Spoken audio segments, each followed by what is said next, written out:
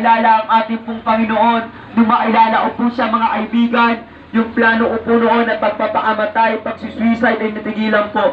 Bagkus po ako pinagkaroon ng lakas ng loob para harapin ang bukas. At hindi lang po lakas ng loob ang ibinigay po sa akin ng ating pong Panginoon. Binigyan niya rin po ako ng pagkakataon na magbago. Ngayon po taas no na pinagmamalaki ko na ako po'y binago ng ating Panginoon. Di na po ako naninigarilyo, di na po ako umiinom ng alak, di na po ako nagdodroga. Sa biyaya po ng ating Panginoon, nagkaroon rin po ng direksyon ng aking buhay. Nakapagtapos po ako ng kolehiyo mga kaibigan.